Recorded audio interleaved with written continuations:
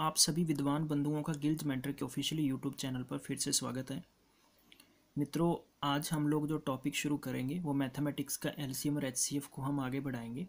आज मैं आपको एचसीएफ कंप्लीट करवा दूंगा, लेकिन उससे पहले मैं डिविजिबल का रूल सिखाऊंगा आपको। डिविजिबल का रूल एक बहुत इंपॉर्टेंट रूल है बच्चों, इससे कि आप अपनी कैलकुलेशन को और भी तेज़ी से बढ़ावा दे सकते हैं।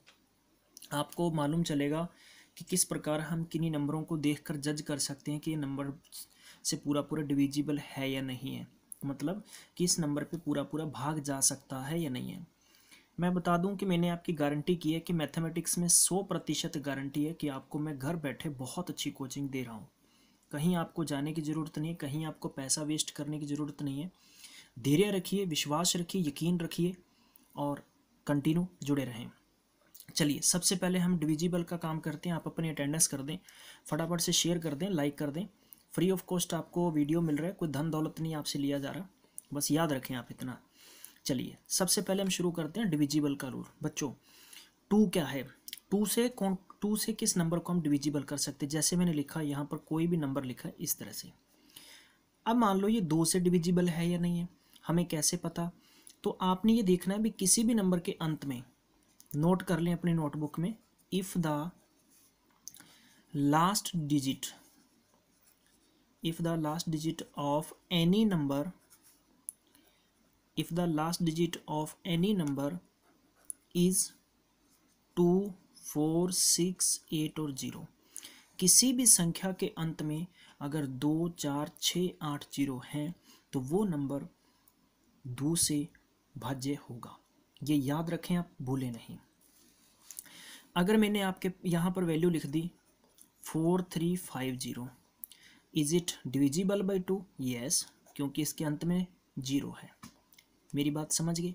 अब आपको पता है कि अगर 2 से डिविजिबल है प्यारे बच्चों, तो इसके अंत में रिमाइंडर नहीं बचेगा। चलिए, अब अपने बात करते हैं प्यारे बच्चों रूल नंबर 3 से, 3 से डिविजिबल का रूल। मैंने कोई वैल्यू लिखी, मैंने लिखा 85,761, इज इट डिविजिबल बाई 3? क्या ये 3 से पूर्ण तौर पर भाज्य है? तो हमने क्या दो बातें याद रखनी है कि 3 और 9 बहुत इंपॉर्टेंट बात है कि आपने क्या करना है कि जो दी गई संख्या है, द गिवन नंबर, आप इनकी डिजिट्स का सम कर लें। क्या कर लें? डिजिट का सम कर लें। और डिजिट का सम करेंगे, 8 और 5 13 और 7 20 और 7 कितना हो गया? 27। 27 जो 3 के पहाड़े में आते हैं वो डिविजिबल है, 9 के पहाड़े में आते हैं डिविजिबल है। मतलब ये हो गया गाइस कि sum of all the digit, sum of all the given digits are divisible by 3 और 9, तो then complete number will be divisible by 3 और 9। बात समझ में आ गई? यानी 3 से भाजकता का नियम ये हो गया कि जिस संख्या के अंकों का योग, इनके अंकों का योग जोड़ 3 और 9 से अगर पूर्ण तौर पर डिविजिबल है, तो वो वैल्यू आपकी कितनी भी बड़ी है वो 3 और 9 से पूर्ण तौर पर डिविजिबल हो जाएगी। अब देखो, इस पे बेस की आपको मशक्क़त करने की ज़रूरत भी नहीं पड़ेगी। देखो, 6 3 से डिविजिबल है, अब 5 और 1 6 3 से डिविजिबल है, 8 और 7 15 3 से डिविजिबल है, यहीं ख़त्म कर दीजिए। अब मैं एक ऐसा ही आपको रूल और लिख के दे देता हूँ। मैंने लिखा, जैसे मैंने लिखा 63972। अब मुझे पता है ये भी 3 से डिविजिबल है, ये भी 3 से डिविजिबल है, ये 3 से डिविजिबल है, और 7 और 9 3 से डिविजिबल है। इसका मतलब कंप्लीट नंबर डिविजिबल है। बच्चों, इस तरह से आप अपनी कैलकुलेशन को फास्ट कर सकते हैं। मेरे को उम्मीद है कि आपको समझ में आ रहा होगा। ठीक है, 3 और 9 का रूल करवा दिया। अब बच्चों करते हैं 4 का रूल। भाई 4 से मान लीजिए मैंने लिखा 15,396, क्या ये 4 से डिविजिबल है या नहीं है? गाइस, आपको ये याद रखना है कि आपको ये नहीं चेक करना हर के पीछे कि आपके पीछे 6 है तो ये 2 है, इसमें ऐसा कुछ नहीं होगा। थोड़ी सी कुछ चीज़ें मैथमेटिक्स को आसान करने के लिए, कहते हैं ना कि अपनी ज़िंदगी को आसान करने के लिए थोड़ा हार्डवर्क ज़रूरी है। इस तरह से बोर तो नहीं हो रहे? मज़ा आएगा, देखते रहें। चलिए, आपने करना क्या है कि इसके अंत में, ठीक है, अंत में क्या है 96, जब भी किसी वैल्यू को 4 से चेक करना है, अंत के 2 डिजिट वैल्यू देख लें, तो मैं लिखूँगा if the last 2 digit, if the last 2 digit number are divisible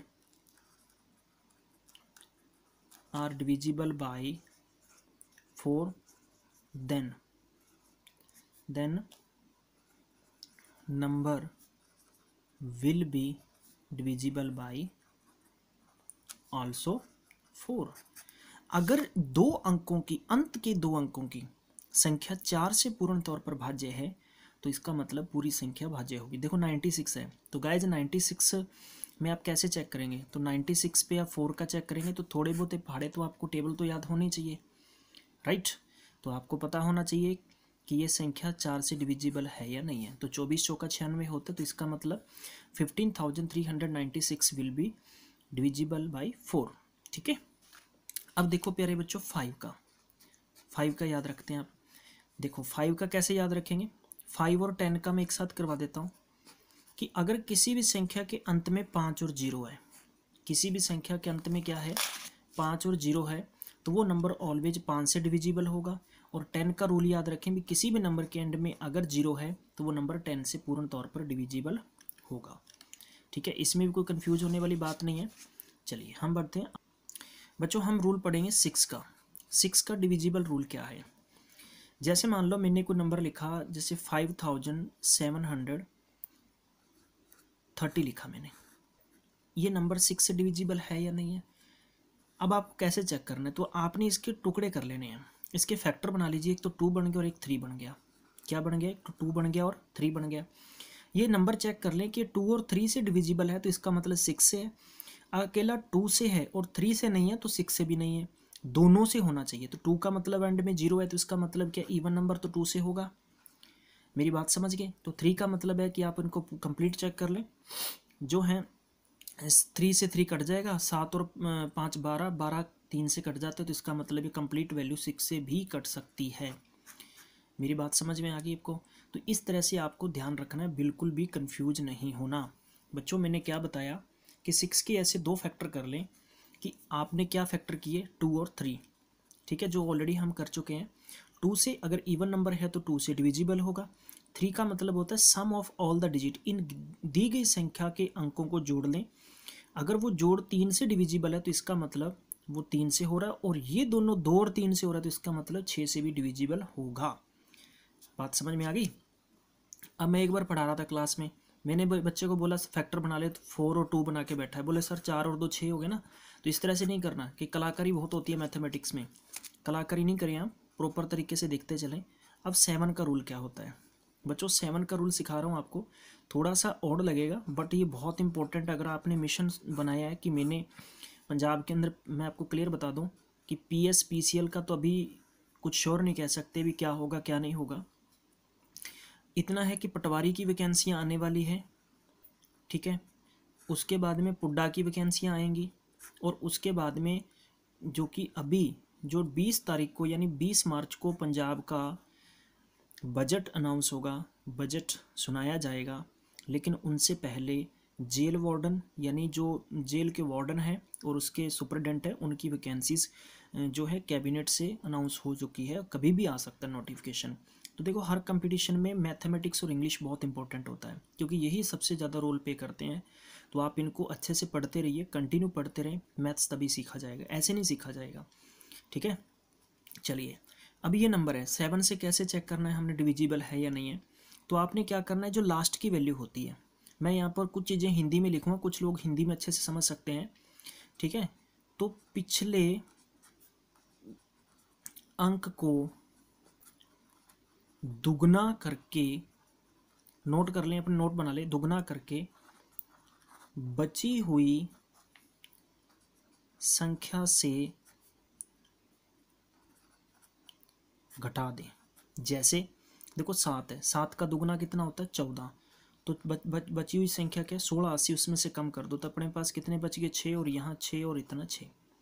समझ में आ गया। अब एंड की वैल्यू क्या है 6, 6 का डबल करके इनमें से माइनस कर दो तो अपने पास कितना हो गया 154।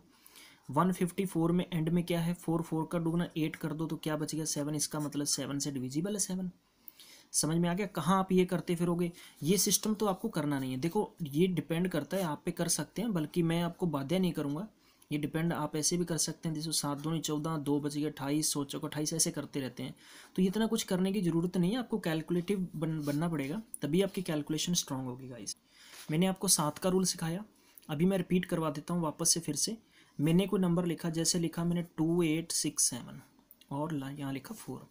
आपको क्या करना है, take last digit and double it less with remaining number. ठीक है,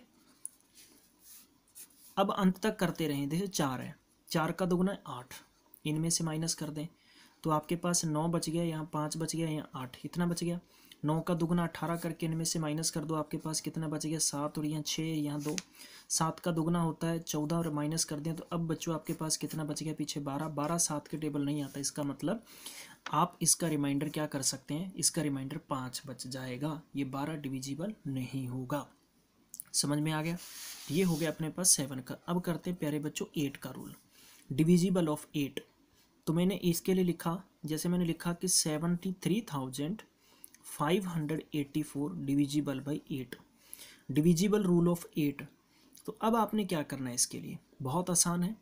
आपको क्या करना है, take last 3 digit number, 3 digit numbers and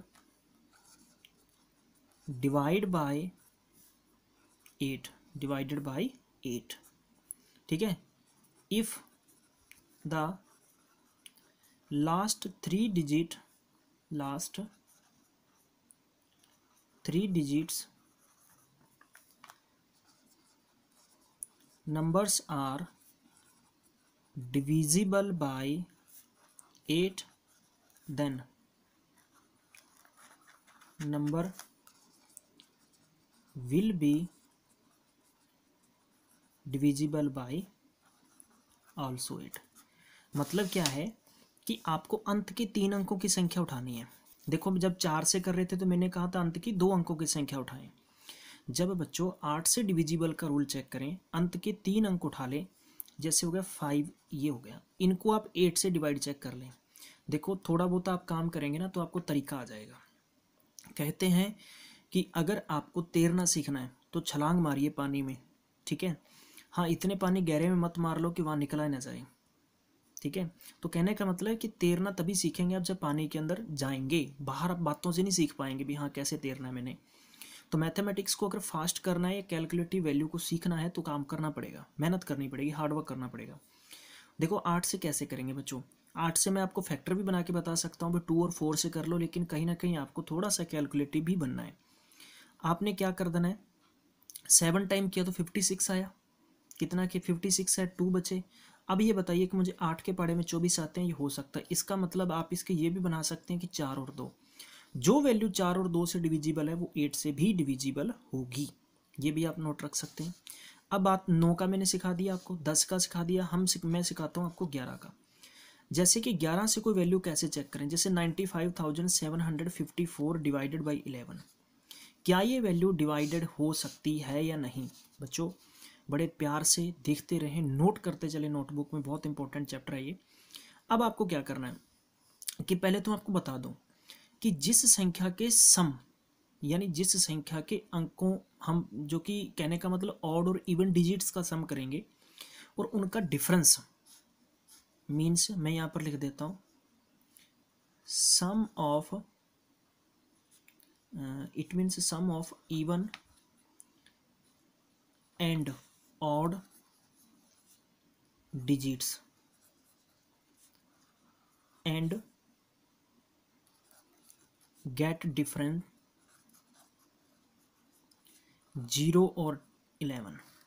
अगर ये नंबर आपके पास आता है तो वो वैल्यू आपकी किससे होगी, 11 से पूर्ण तौर पर भाज्य होगी। देखो जैसे ये 1 हो गया, क्या हो गया बच्चों, 1 हो गया, ये क्या हो गया 3 हो गया, और ये क्या हो गया 5 हो गया। देखो 1 2 3 4 5, वो वाला ऑड नहीं कह रहा हूँ कि 9 5 ये ऑड हो गए, नहीं, आपको ये ध्यान रखना है कि 1 3 5, तो आपने क्या याद रखना है 1 7 और 4 हो गया बच्चों। ये देखो 2 4, तो कहने का मतलब आप इसको माइनस कर देंगे 5 + 4। गाइस समझ में आया कितना हो गया, 16 और 4 20 होता है। 20 में से बच्चों 9 माइनस करेंगे तो 11 बचा। इसका मतलब ये आप डिवाइड करके चेक कर सकते हैं, ये वैल्यू 11 से पूर्ण तौर पर डिविजिबल होगी, इसका कोई भी रिमाइंडर नहीं बचेगा। आपको समझ में आ गई बात ये, क्योंकि ये चीज़ें आपको एचसीएफ और एलसीएम में काम आएंगी। मैंने वहाँ भी कहा था मैं डिविजिबल पे वीडियो बनाऊंगा ताकि आपको पूर्ण तौर पर समझ में आ जाए। ठीक है, जैसे मैंने कोई वैल्यू लिखी यहाँ पर, ये 4 3 5, क्या ये 11 से डिविजिबल है? तो आपने कर देना 6 और 4 10 और 5 15 और 3 और 3 6, तो क्या बचा 9, यानी इससे नहीं होगा। चाहे चेक कर से देख सकते हैं। इसका मतलब दोनों का डिफरेंस कितना बच रहा है, दोनों का डिफरेंस गाइस 9 बच रहा है। तो 9 पे 11 का कोई मतलब ही नहीं है। या तो इनके डिफरेंस की वैल्यू क्या आनी चाहिए, 0 आनी चाहिए। 11 11 का मतलब ये हो गया कि 11 दूना 22 भी आ सकता है, 33 भी आ सकता है, यानी 11 का इसके फैक्टर भी आ सकते हैं, गुणज भी आ सकता है, तो भी इन पे जाएगा। समझ में आ गया आपको। अब अपने प्यारे बच्चों करते हैं 13 का रूल। बच्चों 13 का रूल क्या याद रखना है आपको, डिविजिबल 13 का रूल कैसे है। जैसे मैंने 11,648 लिखा है, क्या ये नंबर 13 से डिविजिबल है? देखो सबसे पहले आपको काम क्या करना है। बहुत सारे बच्चे ऐसे होते हैं कि जब पेपर में जाते हैं ना, जैसे बैंकिंग का पेपर हो गया, कोई भी ऑनलाइन पेपर है, क्योंकि ऑनलाइन के अंदर आजकल टाइम लिमिट होता है, तो आप ऐसे करेंगे। पहली बात तो उनको पहाड़े नहीं याद होते, जिनको याद होते हैं तो वो ऐसा करेंगे कि 13 8 ही कितना होता है 104, आपके पास कितना बच गया 12, फिर 4 लिखेंगे, 39 जा 117। तो guys now you have a 7 then 8, तो 13 6 78। ये तरीका करेंगे, देयर इज नो रिमाइंडर। मेरी बात समझ गए। देखो इसको क्या कहते हैं, डिविजर, और ये डिविडेंट, और ये क्वोशंट, और ये रिमाइंडर। ठीक है, ये प्रोसीजर तो सबको पता होगी, क्योंकि ये हमें एचसीएफ में काम आएगी, याद रखना, नहीं तो मैं दिमाग खा जाऊंगा वहाँ पे आप सबका। अब देखिए ध्यान रखना, यहाँ पे क्या करना है आपको कि जब भी ऐसी स्थिति हो, आपको क्या करना है कि 13 से करने के लिए अंत का 1 डिजिट उठाइए, एंड का 1 डिजिट उठाइए, और उसको आपने 4 टाइम्स कर देना है, यानी 4 टाइम्स इंटू 4 टाइम्स, यानी लास्ट डिजिट को उठाएं और 4 टाइम्स कर लें आप। तो बाकी बची हुई वैल्यू अपने पास क्या है 1164 है, और उसको आप इसमें ऐड कर दें। ठीक है, माइनस नहीं करना, ऐड करना है। मैंने 7 का जब बताया था आपको तो वो माइनस करना था, डबल करके इसमें 4 टाइम करके प्लस करना है। तो ये कितना हो गया आपके पास 1196 हो गया। आप इसी प्रकार 6 है लास्ट का, इसको डबल, इसको 4 टाइम कर दें तो कितना बनेगा 24, और बाकी बची रकम क्या है 119। 119 में आप 24 ऐड कर सकते हैं। बच्चों कितना बन गया ये आपके पास टोटल 143। अब आपके पास 3 है तो 3 को 4 टाइम कर दें तो 3 4 जा कितना होता है 12, ये टोटल 26 बन गया। 26 13 के टेबल पे आता है कि नहीं आता, ये कंप्लीट हो गया। तो आप इस तरह से कर सकते हैं।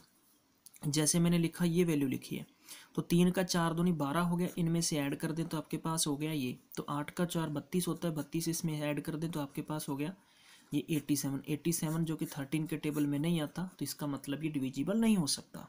समझ में आ गई मेरी बात प्यारे बच्चों। इसी प्रकार में आपको 15 का तो पता ही है, 14 जो वैल्यू सम होती हैं, सम वाली वैल्यू से तो आप कर ही सकते हैं। जैसे कि सम वाली वैल्यू मैंने बता दिया भी, जिनके एंड में 2 4 6 8 0 आता है।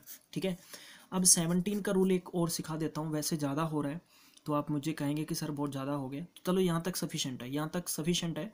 बच्चों ने बोल दिया कि सर इतना बहुत है। तो बच्चों हम अगले टॉपिक एचसीएफ पे लेके आते हैं, तो तब तक आप इसको प्लीज़ थोड़ा सा अच्छे से पढ़ लें, और सेशन को मज़ा आया तो शेयर कर दें, लाइक कर दें। आपके सहयोग से हमारा एक ही मकसद रहता है, ये वीडियोज़ बनाना। आप वो रेलवे पेपर की तैयारी कर रहे हैं या पंजाब पटवारी की तैयारी करेंगे बच्चों, मैं आपको एक चीज़ बार बार बोल रहा हूँ कि आप हमारे साथ जुड़े हैं, तो हमारा प्रयास आप तक है कि 100% फ्री ऑफ कॉस्ट कोई चीज़ देना। ठीक है, ये चीज़ भी सत्य है कि कोई चीज़ फ्री में नहीं दी जाती, लेकिन हम ये चीज़ दावे के साथ कहते हैं कि हम फ्री में दे रहे हैं। आपको कोई भी बुक्स नहीं खरीदनी, हमारे आप फेसबुक पेज पर चले जाएँ, यानी फेसबुक पेज का हम लिंक भी दे दिया। वैसे आपको मैं बता देता हूँ कि गिल्ज एसएससी मेंटर पर चले जाएँ आप, गिल्ज एसएससी मेंटर फेसबुक पेज पर जाएंगे तो उस पर आप लिंक चेक कर लें, बहुत सारी किताबों के लिंक दिए गए हैं, फ्री ऑफ कॉस्ट डाउनलोड कर लें, आप उनको पढ़ें। नंबर 1 ये हो गया।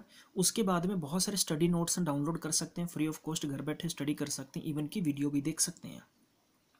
इसके अलावा प्यारे बच्चों, आप जब ये शेयर करेंगे तो आपके माध्यम से, आपके ज़रिए से उन बच्चों तक ये स्टडी वीडियो पहुंच सकता है जो वाकई ही ज़रूरतमंद है, जिनको ज़रूरत है, जो कोचिंग में नहीं पहुंच सकते या जिनके पास धन की कमी है, वो कोचिंग में नहीं जा सकते। तो प्लीज़ आपका सहयोग चाहिए हमें, ताकि हम उन बच्चों को शिक्षित करने, या मैं यूँ कह दूँ कि उनको रोज़गार में पहुँचाने के लिए हम थोड़ा सा कर सकते हैं।